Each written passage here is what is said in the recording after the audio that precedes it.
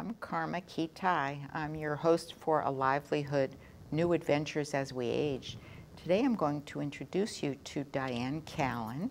Dianne has made some major changes in her life. She started out as a computer programmer and then went to law school and worked for high-tech corporations. And she's recently retired and has started some new adventures. So welcome, Dianne. Thank you, Karma. It's nice to be here. Good to have you. So we're going to talk about what things have been like for you during these transitions. We like to talk about transitions here on A Livelihood.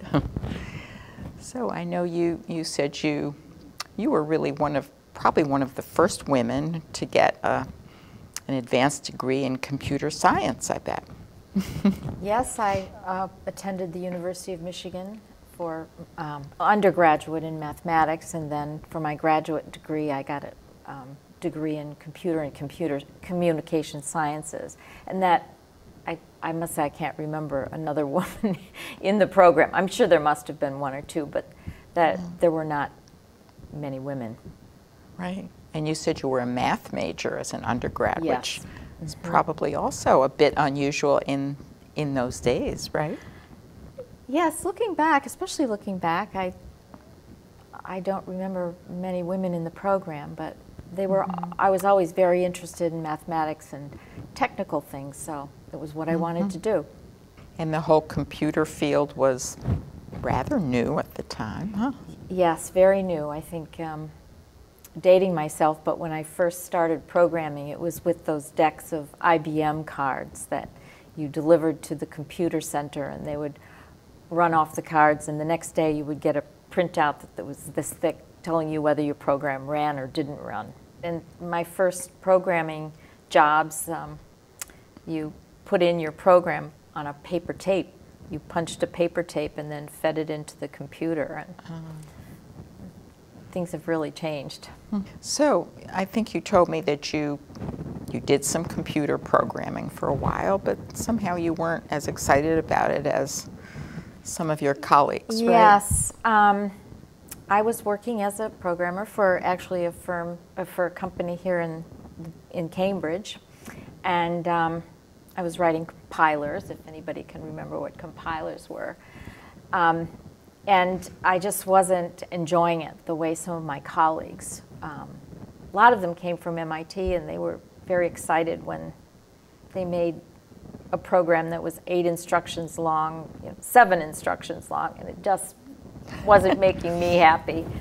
So I did look at a number of options and decided that I would go to law school. Now, were you already a mom at that time? No, I delayed motherhood quite a while, but I did. Yeah, I started law school when I was 26. Yeah. I'm glad I did, because law school and being a lawyer for a law firm was a pretty intensive undertaking. So. Right, it would have been hard to do it with a little child, huh? Yeah.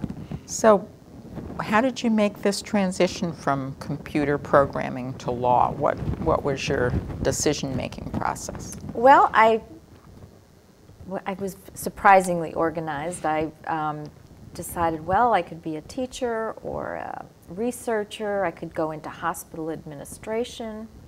I could be a business person or a lawyer. So I would... You mean you thought that way because you knew you could be good at any of those fields? I knew people who had done each one of those things, and I thought, well, I can do that, or that sounds interesting. They all sounded interesting at the time. So I did some more investigating. We call that networking now, and people would take me to their place of work, or I would go to business school classes or law classes, and spent about 6 months just figuring out, well, what makes sense, what seems right, and decided that law school, I loved the law school classes, and really thought one could do a lot being a lawyer. So that seems like it's sort of requires a different set of skills. Actually, no, I think mathematics is a very good background for being a lawyer. Because of the logic involved? The logic, and also, I mean, writing a program, you look at things in terms of processes and what's going wrong here that makes the program not work. And if you're drafting a brief or if you're writing a contract, it's the same logical series of, does this work 3 steps down the road? Where does this contract take you? It seemed to be the same mind process, to me anyway. In addition, I have always liked the jobs. I started at a Boston law firm, but after about 5 years, I went to what's called an in-house position. It's a lawyer works for the company.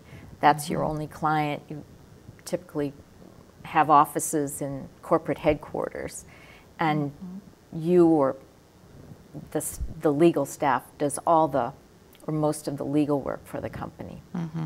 And you gravitated towards high-tech companies. Right? I did. So you enjoyed your last job very much, I know, but then at some point you had to leave. Well, yes, I really loved my job. And I was there, I guess, 12 years in that position. In 2008, the company was sold. Very end of 2008, we sold the company to a competitor. The acquiring company didn't need any more lawyers, so no one on my staff got jobs. But I did give myself